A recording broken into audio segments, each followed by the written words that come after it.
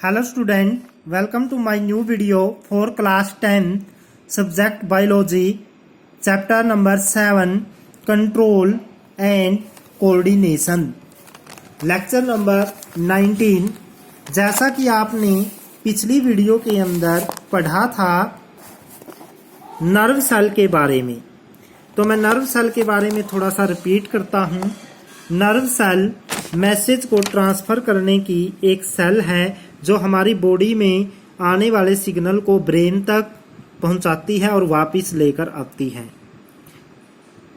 जो भी स्टिमुलस आँख के द्वारा, कान के द्वारा, स्किन के द्वारा ऑब्टेन किए जाते हैं उनको ये ब्रेन तक पहुंचाने का काम करती है।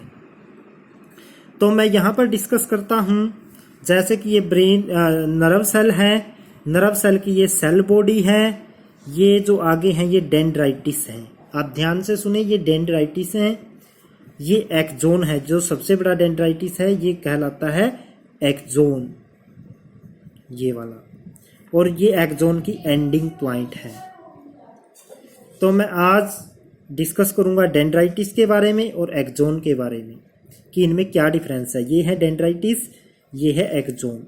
ध्यान से देखिए, डेंड्राइटिस सिग्नल को लेने का काम करते हैं बॉडी के किसी भी पार्ट से, फिर उसको सेल बॉडी तक पहुंचाते हैं।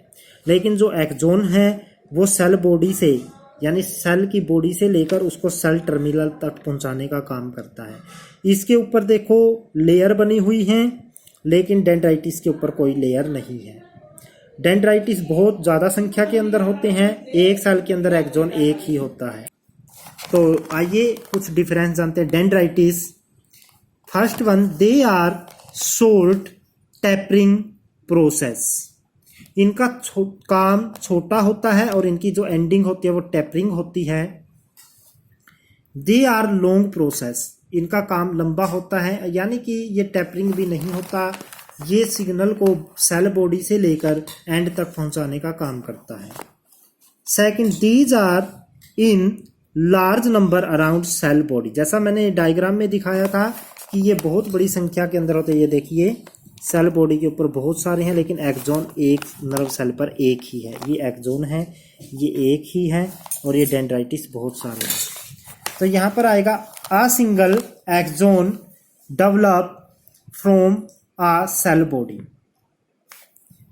And are tapering. इसके एंड टेपर की तरह होते हैं, स्मूथ, थोड़े से चौड़ाई वाले। These end bear knobbed branch end. जो इसका एंड पॉइंट होता है, ये देखिए बहुत सारी ब्रांच हैं इसके अंदर। एक्सोन के एंड के अंदर 1 2 3 4 5 6 ऐसे बहुत सारी ब्रांच हैं। आगे है outer covering neurilemma is absent.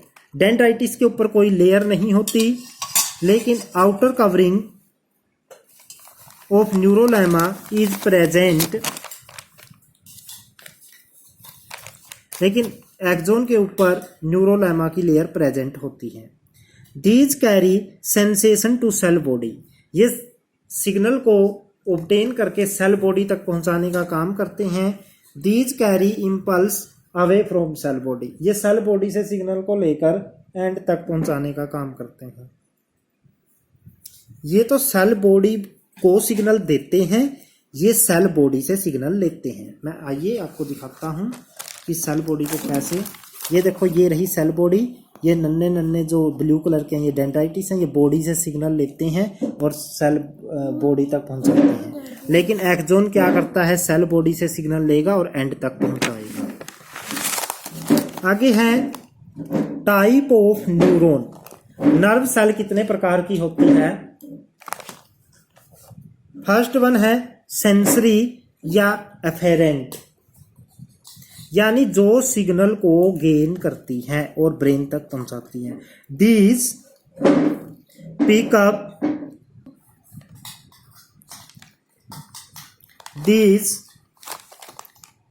Up sensation from receptor.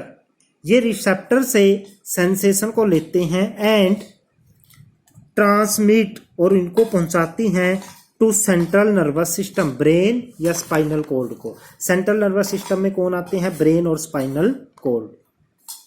यानी ये रिसेप्टर से सिग्नल को लेने वाले अंगों से सिग्नल को लेते हैं और उसको सेंट्रल नर्वस सिस्टम तक पहुंचाते हैं। सेकंड आती है मोटर।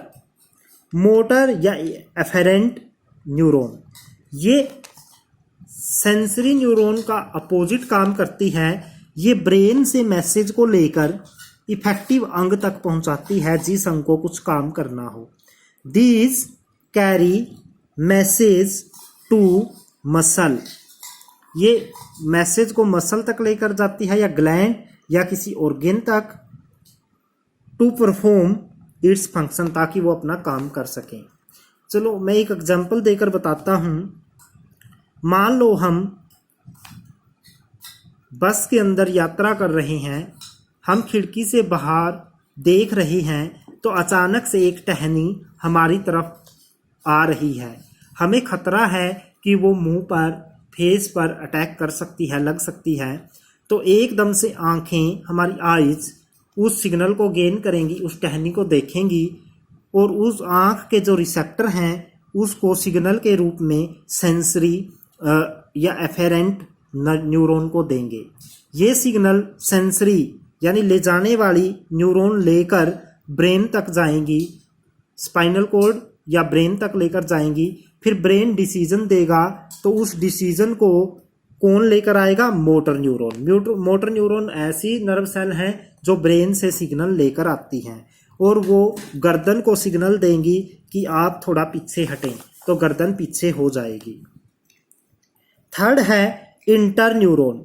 नाम से ही पता चलता है इंटर, अंदर की न्यूरॉन, यानी ये सेंसरी और मोटर न्यूरॉन को जोड़ने का काम करेंगी। A special neuron which passes the message from sensory neuron to motor neuron. ये सेंसरी न्यूरॉन से सिग्नल को, आ स्पेशल न्यूरॉन है विच पासेज जो पहुंचाती है मैसेज फ्रॉम सेंसरी न्यूरॉन से टू मोटर न्यूरॉन तक।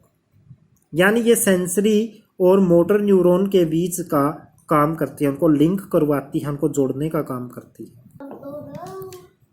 Difference between sensory neuron and motor neuron. First है it carry signal towards central nervous system. ये सेंट्रल नर्वस सिस्टम की तरफ सिग्नल लेकर जाती है। It carry signal from central nervous system to body. ये central nervous system से body की तरफ सिग्नल लेकर आती है।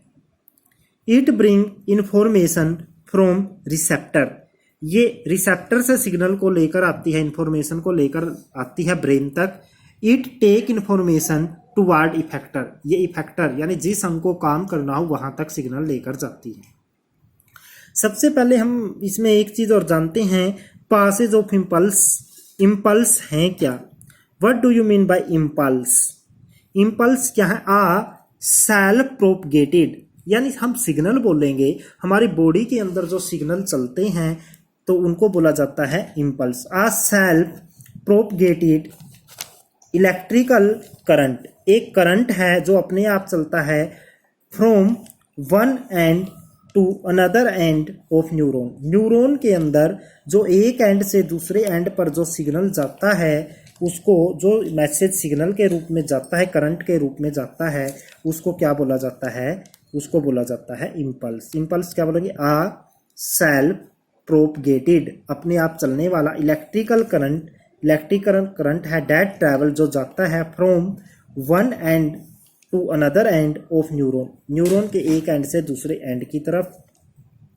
For the passage of message, ताकि मैसेज पहुंच सके। क्या तरीका होता है, क्या पाथ है इसका जाने का? सबसे पहले सिग्नल स्टिमुलस होता है जो बाहर से एनवायरनमेंट के अंदर चेंज होते हैं, उसको डेंड्राइटिस गेन करता है। डेंड्राइटिस उस सिग्नल को सेल बॉडी को देता है, फिर सेल बॉडी उस सिग्नल को किसको देती है? एक्सोन को। एक्सोन किसको देता है? एक्सोन टर्मिनल को। एक्सोन का एंड पॉइंट उसको मैसेज को पास करता है अनदर नर्व सेल तक, दूसरी नर्व सेल के पास जाएगा। यानी स्टिमुलस आया, किसको गेन किया? डेंड्राइटिस ने गेन किया। डेंड्राइटिस ने सेल बॉडी को दिया, सेल बॉडी ने किसको दिया? एक्सोन को, और एक्सोन ने दिया एक्सोन टर्मिनल को। तो डायग्राम के अंदर हम इसको देखते हैं कैसे होगा। तो ये रहा डायग्राम। जैसे सिग्नल आता है, उस सिग्नल को डेंड्राइटिस लेता है, डेंड्राइटिस उस सिग्नल को सेल बॉडी को देता है, फिर सेल बॉडी उसको एक्सोन को देती है और एक्सोन उसको एंड पॉइंट तक पहुंचाता है। फिर इस टर्मिनल से ये दूसरी नर्व सेल में जाएगा। तो ये है हमारी नर्व सेल, लॉन्गेस्ट सेल है ये बॉडी की।